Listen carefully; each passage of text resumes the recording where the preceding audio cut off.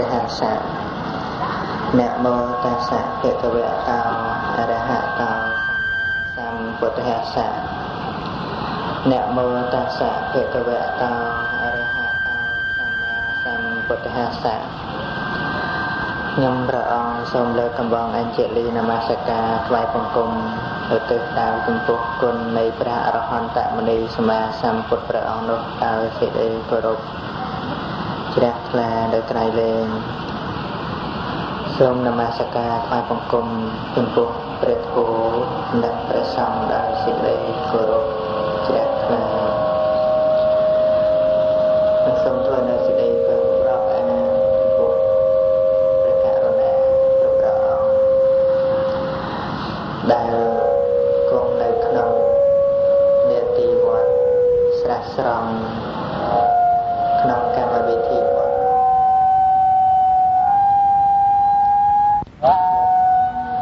នេតិវត្តស្រះស្រង់នេះដែល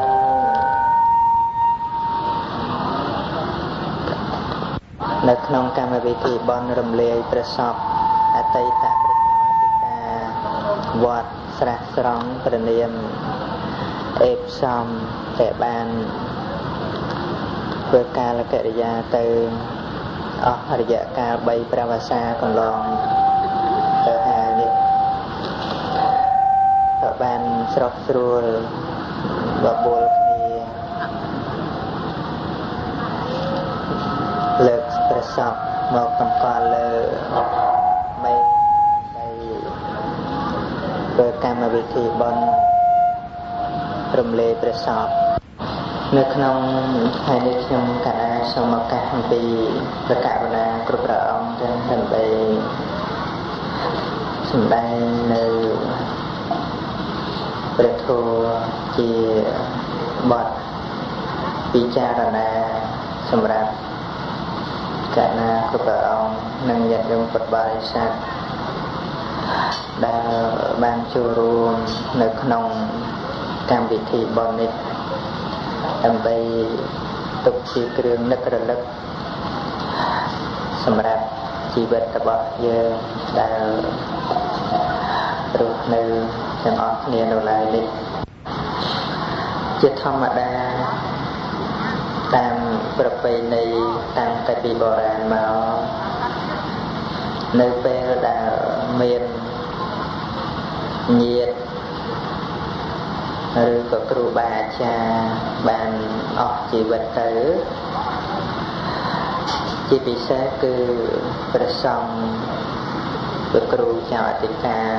វត្តនីមួយបានចែកឋានទៅយ៉ាងនេះពុទ្ធបរិស័ទតែងមូលមីជួបជុំធ្វើនៅការរលឹកនឹកឃើញចំពោះគុណូបការៈឬក៏នឹកឃើញចំពោះសេចក្តីស្និទ្ធស្នាលដែលធ្លាប់មានរវាងលោកដែលជាភិក្ខុមួយអង្គនៅក្នុងព្រះសាសនាដែលបួសតាមព្រះធម៌ព្រះវិន័យរបស់ព្រះបរមសាស្តានិងព្រោះតែការនឹករលឹកឃើញនេះឯងហើយទើបបានជានាំឲ្យកើតទៅជាបុណ្យជួលមេនដើម្បីតម្កល់ព្រះសពរបស់លោកតាក់តែងភ្លើងតាក់តែងព្រមេនល្អមានក្បាច់ក្បូររចនានេះជាការសម្ដែងថាជាការប្រសូតចេញអំពីការយកចិត្តទុកដាក់របស់ភិក្ខុសាមណេរក្នុងវត្តរបស់អាចារ្យគណៈកម្មការក្នុងវត្តរបស់ពុទ្ធបរិស័ទចំណុះជើងវត្តដែលមានការរួបរวมសាមគ្គីគ្នាល្អព្រមជាមួយនឹងការចូលរួមអំពីសំណាក់នៃពុទ្ធបរិស័ទចិត្តឆ្ងាយដែលជាការជួយយកដៃគ្នាទៅវិញទៅមកនៅក្នុងអំពើបុណ្យកុសលនេះជាសង្កហៈមួយដែលពុ ពុទ្ធបរិស័ទនឹងឯងតែងតែយកចិត្តយកបតិទុកដាក់នៅក្នុងការជួយគ្នាទៅវិញទៅមកព្រោះមនុស្សយើងមិនអាចរស់នៅក្នុងលោកនេះដោយមិនមានការតាក់ទងជាមួយនឹងមនុស្សដទៃបានឡើយដូច្នេះហើយកិច្ចការណាដែលអាចជួយអ្នកដទៃបានក៏ត្រូវតែជួយអស់ពីចិត្តពីថ្លើមដូចជាយើងមកជួយចូលរួមក្នុងកម្មវិធីបុណ្យមានការកាន់ទឹកជាដើមជាការតំណាងវត្តនីមួយហ្នឹងក៏ជាការបង្ហាញថាមានការសាមគ្គីក្នុងសង្គមនៃពុទ្ធបរិស័ទទាំងភិក្ខុសាមណេរទាំងអាចារ្យគណៈកម្មការទាំងពុទ្ធបរិស័ទជាបុព្វភាគខាងដើមមួយដែលធ្វើឲ្យពុទ្ធបរិស័ទចំនួនក្រោយមានក្តីសង្ឃឹមមានការនឹកឃើញនៅអំពើរបស់យើងនេះថាជាការធ្វើល្អហើយថាជាប្រពៃណីល្អហើយគួរតែនឹងយកធ្វើតាមប្រតិបត្តិតាមរក្សាទំនៀមទម្លាប់ល្អដោយការជួយឈឺឆ្អាលគ្នាទៅវិញទៅមកនិងចិត្តតែគង់វង្សតទៅទៀតដោយការឃើញនៅចរិយាការប្រព្រឹត្តនៃអ្នកមុននឹងឯងថ្មីបើឥឡូវនេះយើងមិនតន់ខ្លាយទៅជាចាស់បុរាណក៏ប៉ុន្តែមិនយូរប៉ុន្មានក៏ក្មេងកកក្រោយក៏ហៅយើងថាយើងនឹងឯងជាចាស់បុរាណកាលពី30ឆ្នាំមុនកាលពី20ឆ្នាំមុនលោកតាខ្ញុំលោកយាយខ្ញុំភិក្ខុអង្គនេះភិក្ខុអង្គនោះនៅវត្តនេះវត្តនោះអាហ្នឹងវាទៅជាបុរាណរបស់ក្មេងសម័យក្រោយទៅហើយយើងកុំជក់មាត់តែនិយាយលើកថាពីចាស់បុរាណក៏ប៉ុន្តែយើងក៏មិនយូរប៉ុន្មានខ្លាយជាបុរាណរបស់ក្មេងដូចតែគ្នានឹងឯងនឹងថ្ងៃនេះពេលនេះក៏មានក្មេងកុមារីបានមកចូលរួមបន្តិចទៀតទៅយើងចាស់ស្លាប់អស់ទៅក៏ក្មេងបាននឹកឃើញថាកាលពីឆ្នាំនេះពីថ្ងៃនេះបានធ្វើបុណ្យក៏ក្រឹកក្រែងនឹងដោយមានមនុស្សចូលរួមសហការគ្នាធ្វើហើយគេចេះតែស្វែងយល់ទៀតថាហេតុអីណោះបានជាភិក្ខុមួយអង្គដែលលោកជាអ្នកដឹកនាំនឹងឯងពេលទៅសុគតទៅគេឲ្យអិសរិយយកជួលមេនដើម្បីតម្កល់អស់រាប់រយដុល្លារចុះមនុស្សធម្មតាហេតុអីក៏គេមិនតែងមិនថ្វាយអីឲ្យបានប្រសើរអញ្ចឹងអាហ្នឹងមនុស្សចាប់ផ្ដើមស្វែងយល់អំពីគុណធម៌ដែលវាមិនមែនបានដោយឯងបានដោយមិនមានការខំប្រឹងប្រែងទេសូម្បីតែស្លាប់ទៅហើយបើយើងគិតទៅថារឿងស្លាប់ទៅហើយគេធ្វើអីក៏ធ្វើទៅគេមិនធ្វើអីក៏មិនធ្វើទៅអាហ្នឹងវាជារឿងធម្មតាពិតមែនហើយប៉ុន្តែប្រសិនបើមិនមានបុណ្យគ្មាននរណាលើកតម្កើងអញ្ចឹងទេសូម្បីតែស្លាប់ទៅហើយមិនចាំបាច់ដល់តែពេលនៅរស់ទេបើសិនជាបានអកុសលត្រូវឲ្យផលស្លាប់ទៅហើយក៏គេនឹកអត់ឃើញដែរនឹងដូចប្របាទបសេនតិកុសលណាចឹងយើងដែលមានបុណ្យច្រើនប៉ុន្តែបាបឲ្យផលបាទបសេនតិកុសលឆ្លោះស៊ីសំណោកពួកនិក្រណដេរដ្ឋីនឹងមកពីសម័យនោះពេលដែលព្រះអង្គត្រាស់ដឹងហើយកសាងវត្តចេតពុនហើយដែលលោកអនាថបណ្ឌិតសេដ្ឋីកសាងនៅវត្តចេតពុនហើយនោះលៀបចេះតែកើតឡើងចំពោះពុទ្ធសាសនាបរិស័ទវិឈូវិឆោដូចជាទឹកហូរទៅចាក់នៅក្នុងបឹងទន្លេមិនចេះស្គាល់អញ្ចឹងឯងពុទ្ធបរិស័ទក៏ក្រឹកក៏ក្រែងនឹងទៅបូជាព្រះសម្មាសម្ពុទ្ធទៅបូជាព្រះភិក្ខុសង្ឃទៅស្ដាប់ព្រះធម៌ទៅស្ដាប់ឱវាទព្រះភិក្ខុសង្ឃនឹងច្រើនកករៀងរាល់ថ្ងៃអញ្ចឹងទៅលៀបរបស់ពួកនិក្រណដេរដ្ឋីនេះចេះតែសាបសូន្យទៅអញ្ចឹងគេគិតគ្នាគេថាម៉េចណោះបានជាពុទ្ធសាសនានឹងកើតលៀបសម្បូរសបាយអីម្ល៉េះដល់គេគិតទៅគេថាមកពីដីកន្លែងវត្តចេតពុនហ្នឹងវាល្អដីហ្នឹងវាមានហុងស៊ុយ វាចិត្តតែគិតតែប្រេះតែប្រាស់អញ្ចឹងណាយើងវាតមកដល់ឥឡូវក៏នៅតែមើលដីអញ្ចឹងឯងដីកន្លែងនេះល្អកន្លែងនោះមិនល្អតាមពិតវាមានមកពីដីអីមកពីគុណមកពីសិលរបស់ព្រះសម្មាសម្ពុទ្ធនឹងឯងនឹងគេចង់ធ្វើវត្តឲ្យជាប់លបងជាមួយវត្តចេតពុនដែរអញ្ចឹងទៅមិនហ៊ានមកធ្វើអីស្ងាត់ស្ងាត់យកមកសែនកហបណៈទៅសូកព្រះជាសូកបានប្រសិទ្ធតិកោសលបានប្រសិទ្ធតិកោសលទីសំណុកយកមកសែនកហបណៈហ្នឹងថាឲ្យធ្វើអីធ្វើទៅហ្នឹងផ្លាប់ទីសំណុកអញ្ចឹងមនុស្សដែលមានសទ្ធាហើយប៉ុន្តែមិនតន់ជាអរិយបុគ្គលអញ្ចឹងឯងអីមិនមែនធម្មតាទេបើបានប្រសិទ្ធតិកោសលជាតួអង្គព្រះបរមពោធិសត្វមួយព្រះអង្គមួយអសង្ខ័យកាប់ទៀតបានត្រាស់ជាព្រះសម្មាសម្ពុទ្ធមួយព្រះអង្គក៏ប៉ុន្តែដរាបណានៅជាបុថុជនហ្នឹងអញ្ចឹងនៅតែប្រេះតែផ្ដាស់អញ្ចឹងឯងយ៉ាងបានថាយើងកុំតន់អាលទុកចិត្តថាខ្លួនយើងវាមិនអីទេណាគ្រប់គ្នាកុំតន់អាលមើលងាយគេកុំតន់អាលថាគេនឹងវាមិនកើតកុំតន់ថាឯងវាឆាតជាងគេដោយគុណដោយសិលនឹងអាចតែថ្ងៃណាមួយយើងនឹងអាចធ្វើអាក្រក់ជាងគេនឹងឥឡូវយើងចេះតែមានសិលមានការសម្រួលមិនលួចទ្រព្យគេមិនសម្លាប់សត្វអីជាដើមនឹងឯងមកពីជីវភាពហ្នឹងវាអត់តាន់ជារឿងបញ្ហាធំនៅក្នុងក្រុមគ្រួសារហើយទៅកាលណាបញ្ហាមកដល់អាចថាឲ្យយើងទៅសម្លាប់គេក៏បានតែនឹងអញ្ចឹងដរាបណាអរិយមគ្គមិនតាន់កើតឡើងដោយប្របាទបតិនិតិកោសលអញ្ចឹងមើលទីចំណោកហើយក៏មកឲ្យពុទ្ធនិក្រណេរដ្ឋីមកកសាងវត្តជាប់នឹងវត្តចេតពុនពីក្រោយនឹងជាប់លបងគ្នាហ្នឹងរចោប្រចាពេញនឹងឯងមានត្រូវគ្នាឯងមួយធัวមួយតបដេតបដាពេញនឹងពុទ្ធនិក្រណេរដ្ឋីនឹងសាសនាមួយដែលឡែកក្រៅពីពុទ្ធសាសនាព្រះសម្មាសម្ពុទ្ធព្រះអង្គចាត់ភិក្ខុសង្ឃទៅឲ្យចរចាជាមួយនឹងប្របាទប្រសិទ្ធិកោសលថាសូមមហាបពិតកុំឲ្យពួកនិក្រណេរដ្ឋីមកកសាងលើជាប់គ្នាអញ្ចឹងមិនបានសេចក្តីសុខនឹងគ្នាទេនឹងបានព្រះជាអត់ហ៊ានចេញមកជួបព្រះសង្ឃទេពួកខ្លួនឯងវាស៊ីសំណូកគេនោះរាជអាមាត្យឲ្យតំណែងថាព្រះសង្ឃមកជួបអត់ចេញមកកុហកថាទៅនេះទៅនោះបាត់ចឹងទៅឈឺអីចឹងទៅអត់ចេញមកជួប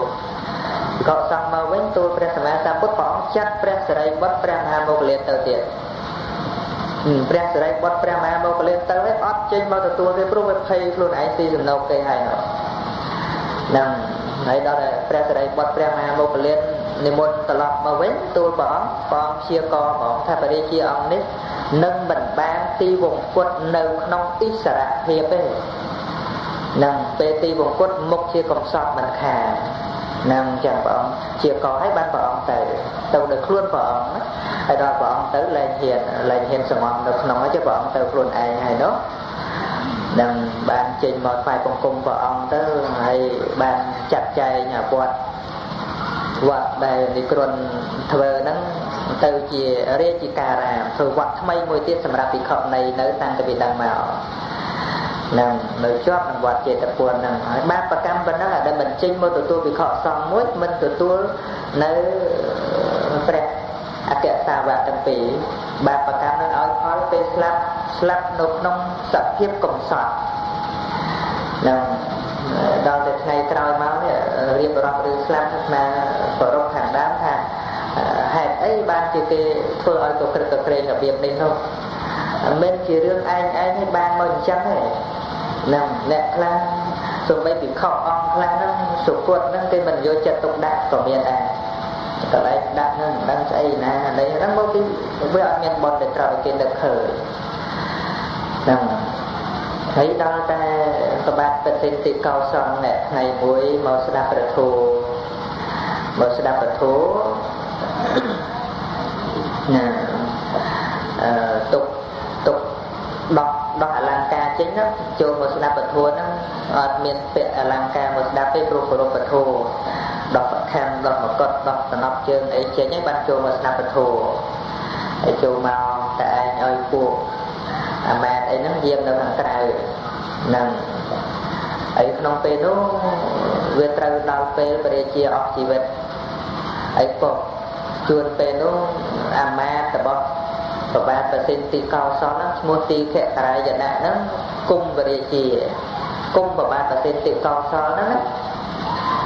រឿងរ៉ាវនៃគុំនេះវាមកពីចែកកាលដែលប្របាទប្រសិទ្ធទីកោសលហ្នឹងនៅពីក្មេងនៅកំឡោះនៅជាព្រះអង្គម្ចាស់នោះធ្លាប់ទៅរៀនវិជ្ជាបាញ់ធ្នូវិជ្ជាកាប់ដាវវិជ្ជាស្អីស្អីជាមួយនឹង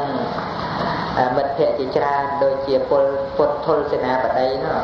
ដែលយើងធ្លាប់ស្ដាប់ដឹងពុទ្ធធុលសេនាបតីនោះបាញ់ធ្នូបកែមនុស្សតម្រៀបគ្នា500នាក់មកជួបបាញ់តែមកធ្នូនោះធ្លាយទាំងអស់ក៏បានដែរនឹងខ្លាំងសម្បើមហើយបាញ់ធ្លាយហើយមនុស្សអត់ដឹងត្រូវព្រួយទៀតអត់ដឹងត្រូវក្រក់ព្រួយទៀតវាមុតលឿនខ្លាំងហ្នឹងរៀបរាប់រឿងណាញាតិញោមស្ដាប់តិចទៅដល់តែពេលទៅរៀននៅនគរតកសិលាត្រឡប់មកវិញពញាតញាតនឹងឯងបានឲ្យសាកល្បងវិជាការនៅនគររបស់ខ្លួននោះឲ្យកាត់ឫស្សីមកបាច់ធំ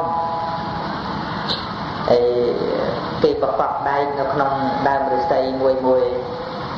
ហើយគេអត់បានប្រាប់ទេកាត់ទៅវាអត់បានប្រើកម្លាំងអស់ប្រើតែពាក់កណ្ដាលកាត់ទៅដាច់មិនដាច់ទេមកបាច់ហ្នឹងប៉ុន្តែវាលឺសូររើអញ្ចឹងអន់ចិត្តមកញាតអត់ប្រាប់បើសិនជាប្រាប់សូម្បីដាក់ដៃប៉ុណ្ណឹងក៏កាប់មិនឲ្យលន់លឺមករើណា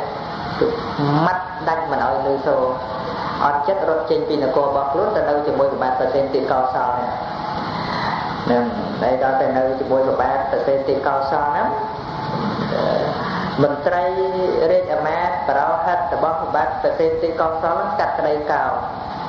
កាត់ក្តីទីសំណោកណាហើយដល់តែកាត់ក្តីទីសំណោកចឹងទៅពុទ្ធធនសេនាបតីហ្នឹងទៅសាកសួរប្រជាជនទៅដឹងរឿងរ៉ាវសុំពរាជាកាត់ក្តីម្ដងទៀតអញ្ចឹងអ្នកគួរឈ្នះទៅជាឈ្នះអ្នកគួរចាញ់ទៅជាចាញ់កាត់យុត្តិធម៌អញ្ចឹងទៅប្រជារាស្ត្រអបអរសាទរពុទ្ធសេនាបតីហ្នឹងអញ្ចឹងទៅពួកអ្នកដែលធ្លាក់តំណែងមុននោះចំណែនទៅចាក់ចុចពរាជាថាពុទ្ធសេនាបតីហ្នឹងចង់ដណ្ដើមរាជអញ្ចឹងទៅពរាជាចាត់គាត់ទេក៏ឲ្យគេសម្លាប់ពុទ្ធសេនាបតីហ្នឹង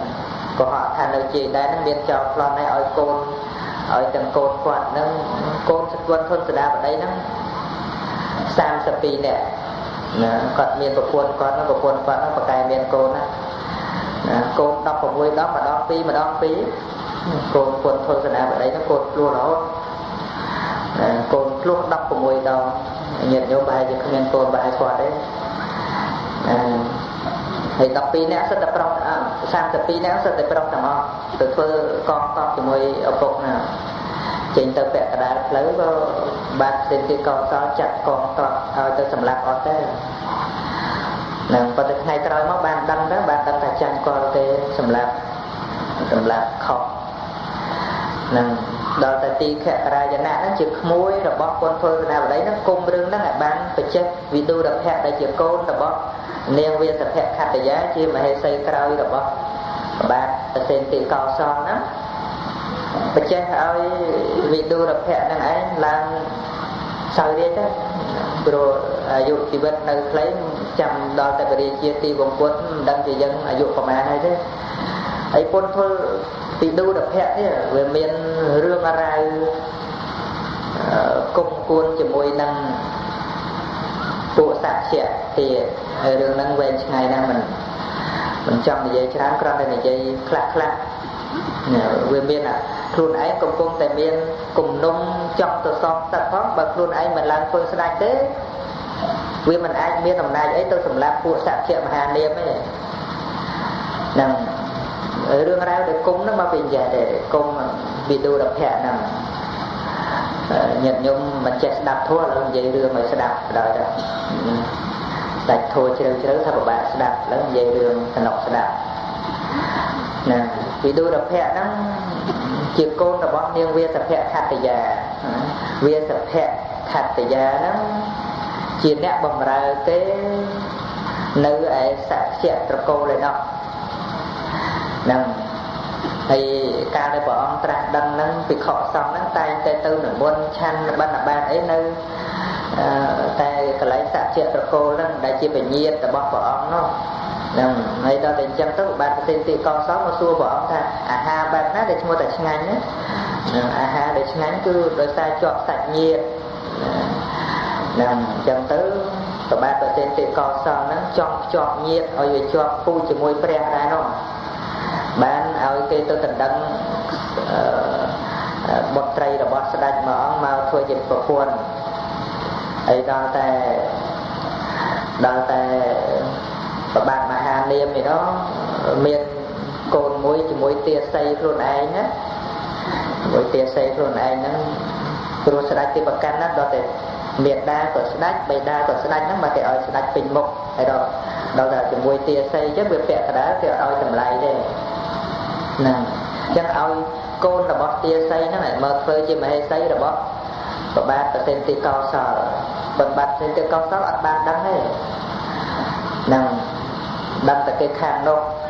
ដល់តែវិទូរភៈនេះមកបាន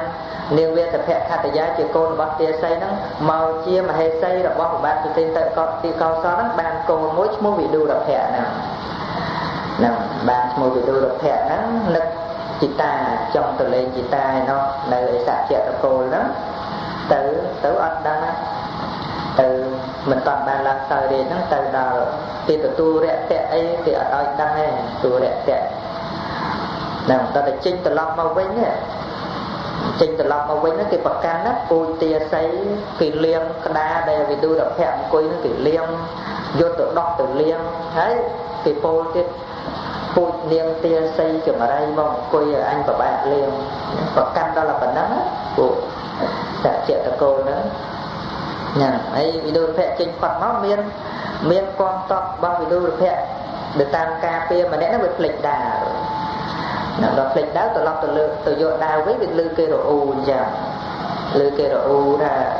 កូននាងទាសីណានៃជារៀបជាព្រៃអីធ្វើទុកឯងជាស្ដេចអីអញ្ចឹងហ្នឹងគេលៀងទឹកដោះអ្នកដែលភ្លេចដាវហ្នឹងទៅប្រាប់វិទូរភៈខឹងហ្មងខឹងដឹងរឿងរ៉ាវពោលថាថ្ងៃហ្នឹងពួកអ្នកឯងយកទឹកដោះយកមកលាងកន្លែងអញអង្គុយថ្ងៃក្រោយតែអញឡើងសោយរាជអញយកឈាមពីករបស់អ្នកឯងហ្នឹងមកលាងកន្លែងហ្នឹងម្ដងអាហ្នឹងគំនុំគុំពួនវាអញ្ចឹងបានដណ្ដើមរាជពីប្របាទប្រសិទ្ធិកោសលហ្នឹងពេលដែលបាទប្រសិទ្ធិកោសលចូលទៅស្ដាប់ធម៌ហ្នឹងទីខរាយណៈក៏ខឹងព្រោះប្របាទប្រសិទ្ធិកោសលសម្រាប់ពុទ្ធធនហើយវិទូរភៈនេះចង់សោយរាជដើម្បីបានអំណាចទៅសម្រាប់ពួកសក្យមហានាមអាហ្នឹងវាបានរឿងពេលហ្នឹងទៅរាជាដោះចេញអស់ហើយនោះយកអលង្ការឲ្យវិទូរភៈពាក់ឡើងសោយរាជទៅប្របាទប្រសិទ្ធិកោសលហ្នឹងឯងដល់តែត្រឡប់ទៅវិញអត់ឃើញគេទៅបាត់អស់នៅតែទាសីម្នាក់ទូថាគេតាណាអស់ហើយថាគេទៅអស់ដឹងថាគេក្បត់ខ្លួនឯងខំ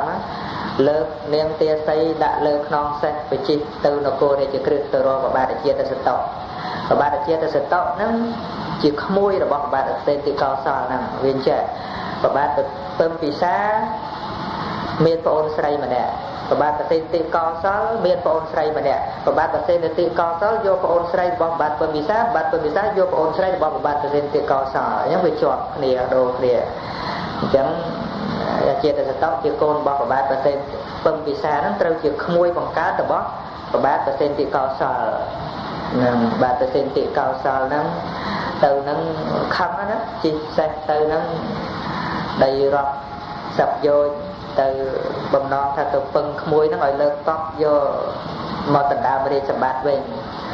ទៅនឹងវាឆ្ងាយពេកខ្លួនឯងវាចាស់ផងទៅដល់យកហ្នឹងយកទៅគេបិទទ្វារនគរអត់បានចូលទៅក្នុងអីបើហើយគេបើកក៏គេមិនបើកចឹងទៅផ្ទុំលើផ្លូវរបស់ស្រីស្នំហ្នឹងទីវង្គត់នៅកណ្ដាលវាលហ្នឹងទៅណា